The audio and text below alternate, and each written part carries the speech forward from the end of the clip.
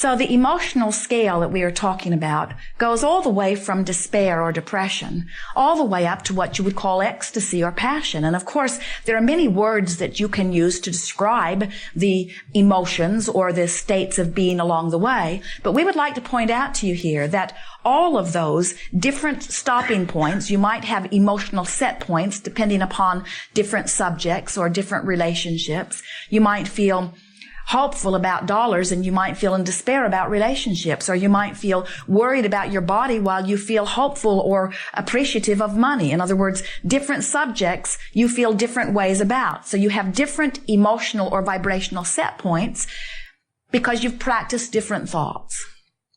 When you think a thought, you activate within yourself the vibration of that thought.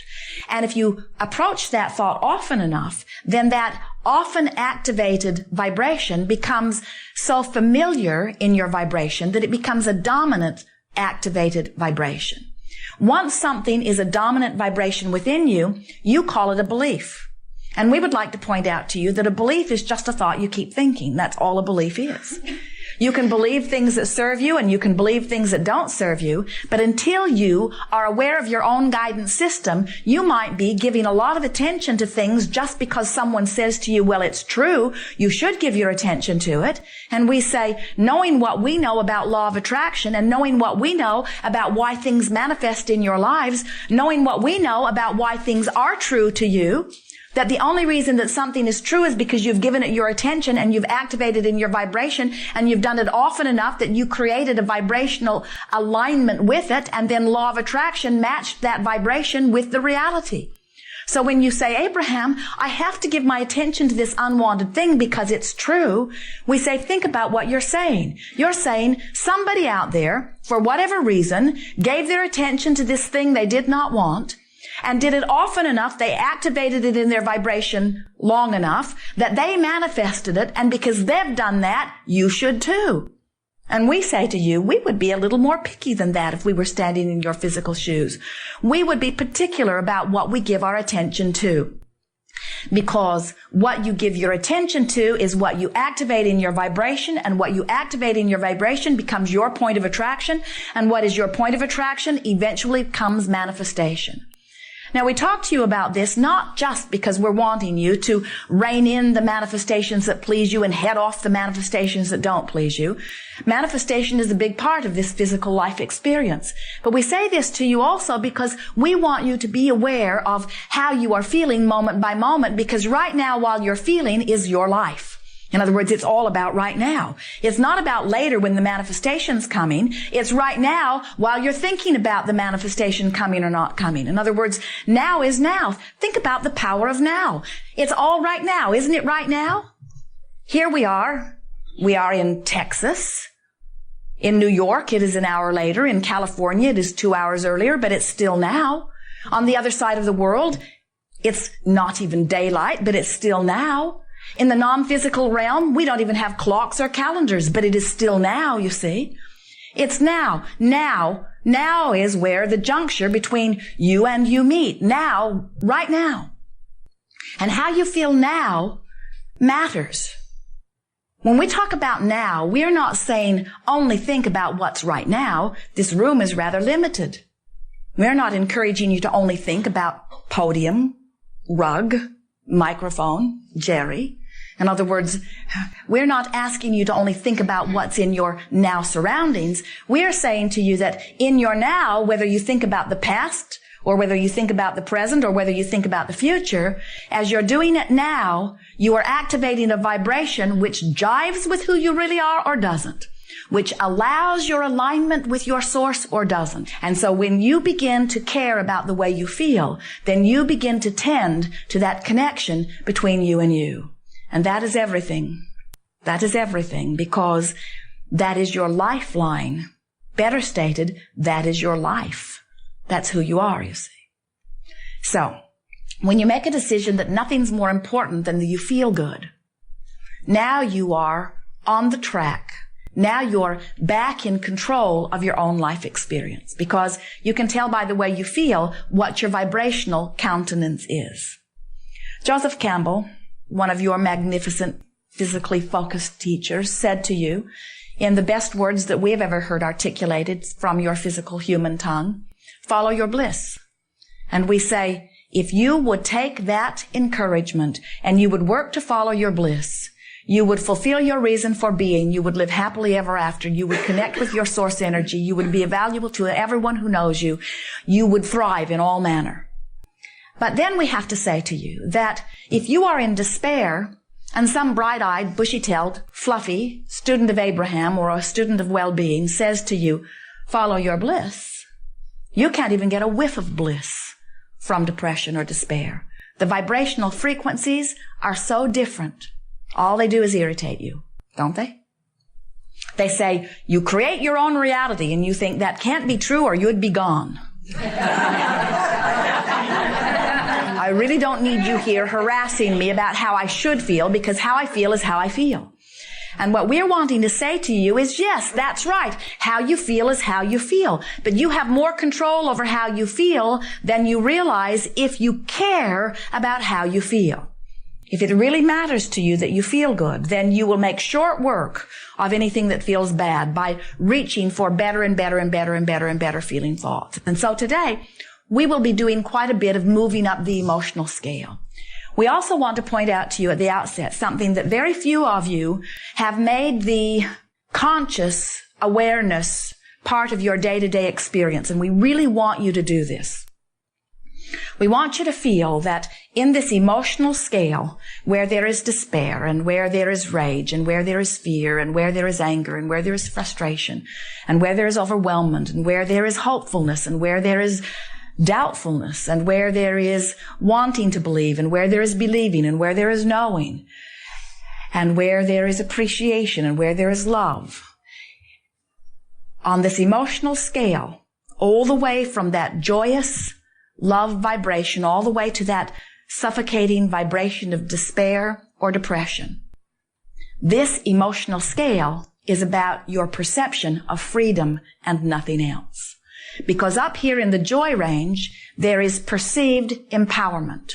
And down here in the despair range, there is perceived lack of empowerment. And every emotion is about your perceived degree of your personal empowerment. And the reason that we are so clear about this is because we know who you really are and we know how you really feel. And we know that when you're in full connection with who you really are and how you really feel, that you feel empowered. And someone who feels empowered is not afraid. Someone who feels empowered is not defensive. Someone who feels empowered is not blameful or angry or any of those degrees of emotions, you see.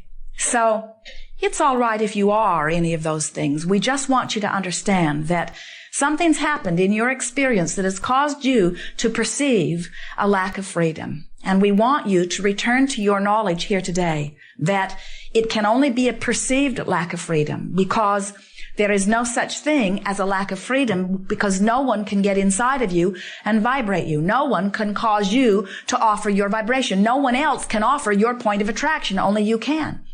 Now, they can influence it. We know. They can behave so powerfully and you can observe them so completely that you can begin to vibrate as they influence you to vibrate. We acknowledge that. But we want you to leave here knowing that you are so free that you could choose bondage, but you are so free that you are the only one who's choosing it. And as we play together today, it is our expectation that you will hear enough and watch enough people move up the emotional scale, that you will leave here feeling, at least believing somewhat, that you can control the way you feel because you can guide the direction of your own thoughts. I'm going to tell you one quick story. Many of you have heard it a few times, but we want to start here because it is the basis of everything that we're going to talk about here today. As you travel from city to city, it's not hard for you to understand the journey because you know what direction you're headed and you know the road is there.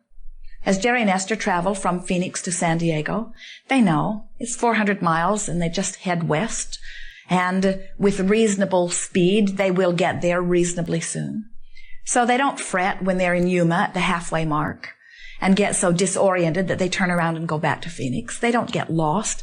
The highway signs and the compass on their navigational system all make it so understandable. It's a quantifiable journey. And so even though much of the journey they're not where they really want to be, they are not frustrated or worried about it. They're happily on their way.